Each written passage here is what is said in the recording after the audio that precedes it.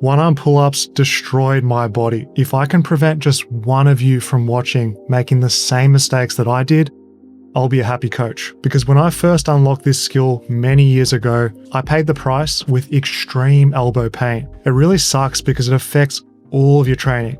It's no fun when you're held back by injury and can't train the way you want. Almost everyone that I speak with who goes for one-arm pull-ups says the same thing. They get that annoying tendon pain, which has almost become a meme at this point among serious pullers. My goal is to teach you how to get that one-arm pull-up or chin-up the smart way with longevity in mind. Now, if you're dealing with elbow pain from calisthenics that comes on gradually, you're most likely dealing with a tendinopathy. Spamming chin-ups can cause golfer's elbow. This is the pain on the inside of your elbow. Overdoing the pull-ups can cause tennis elbow. This is pain on the lateral side of the elbow. The reason many people get injured when training one-arm pull-ups is because muscles, they recover faster than tendons can adapt. You'll get DOMs in your back and biceps for a couple of days after a workout, and you'll feel fresh to train hard once again. But those tendons, they need 6 to 12 weeks just to begin adapting to resistance training due to their poor blood supply. Now, if you're training for one-arm pull-ups, pay close attention to the following problems. These are the ones that are going to sabotage your journey unless you fix them. Problem 1, being too weak. If you're jumping into one-arm pull-up training without adequate strength, it's a big no-no. I used to think that if you could do 10 pull-ups in a row, you're probably good to go on those one-arm progressions. I've changed my mind about this fact, because if you don't have a really solid foundation with two-arm pull-ups, two-arm chin-ups with added weight, the body's going to break down eventually. I'd recommend simply building up your weighted two-arm pull-ups to around 50% of your body weight for 3 to 5 reps. Once you have this base level of strength, you're going to find progressions like one-arm eccentrics or assisted one-arm pull-ups much easier to recover from and actually progress. Besides, having a strong weighted pull-up ensures that your back and biceps are actually strong enough to handle training, rather than offloading all of that extra stress, where? To the elbows. Problem 2, poor technique.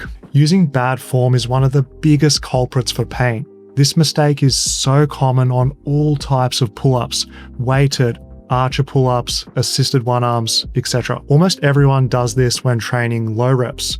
After all, it's the optimal tempo to get best performance. What this looks like is dropping down quickly from the pull-up and then rebounding with a bounce from that dead hang. You all know what this looks like. We're using that stretch reflex to slingshot ourselves up, getting the chin over the bar. As good as this is for displaying our strength, it can be very taxing on the elbows. Given that plyometric movements place the most load on our tendons, we've got to be careful with how we use them. Instead, a more tendon-friendly technique is as follows. Use a controlled negative from the top of the pull-up, and most importantly, control that final part into the hang, pause, then pull up. I highly recommend this technique for longevity on the one-arm journey.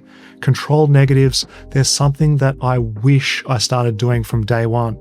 It's so simple and such an easy fix. Many people, they're not going to listen because it kills the ego. You lift less weight and do fewer reps.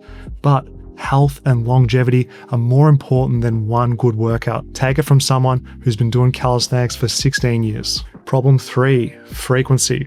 Training too often is a recipe for disaster with one-arm pull-ups. A frequency of 4 times per week on one-arm pull-ups or training every single day is just not sustainable long-term. I'd recommend just do 2 pull workouts per week.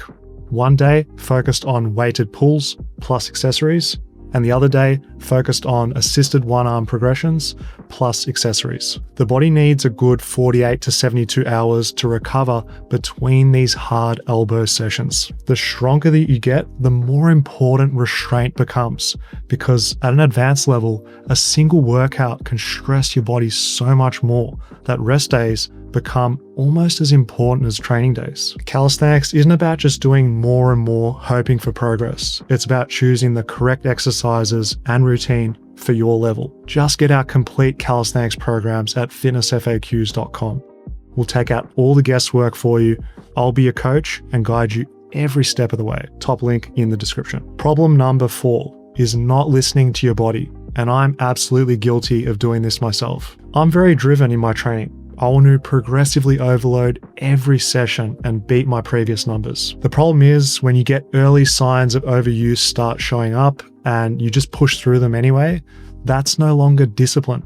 That's a warning sign that you're ignoring. The most important red flags to watch out for when training one-arm pull-ups include pain and stiffness in the morning, even during basic tasks like opening a jar or turning a door handle. Pain at the start of the workout that improves as you warm up, but it worsens after training. Reduced grip strength is a telltale sign, and this is your pain inhibiting you in your workouts. When these show up, the solution isn't just doing more or pushing through pain, it's load management. This means that you're getting that balance of work that you can actually recover and adapt from. Okay, so what's the best thing to do? Auto-regulation. Simply listening to your body. Just temporarily lower the number of sets and reduce intensity. Then use symptoms as feedback for what to do next. Completely stopping training is one of the worst things that you can do for tendons. It's a common misbelief that you need just complete rest and it'll get better. You need load management. You need to find that sweet spot of what your body can actually handle, adapt from, and then you try and progress it slowly over time. It's just as much an art as it is science. If you don't measure your training, you can't manage it. This is the most common thing I see calisthenics bro do. They train without a structure, and when pain shows up, they have no idea what caused it or how to fix it. That's why a structured program matters so much. By writing down your training, it lets you manage volume, intensity, and frequency, and gauge your recovery so you can actually progress in a controlled way. Don't just nod and agree. Keep yourself accountable so that you can be healthy and get stronger.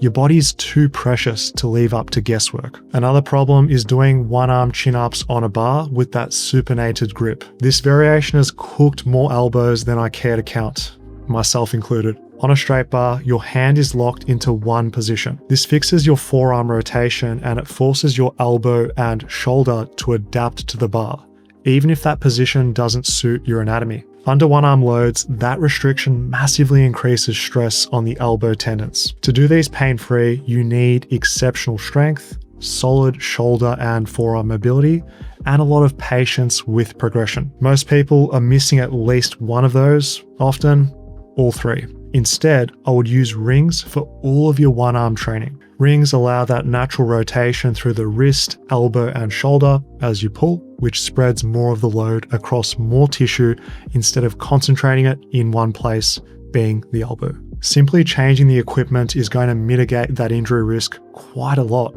while still building up the strength that you need for one-arm pulling. Here's the lowest to highest elbow risk one-arm exercises. This is the order that I would personally work through. This is just a guide. Individual user experience may vary. Always read the privacy policy, T's and C's prior to use. Listen to me.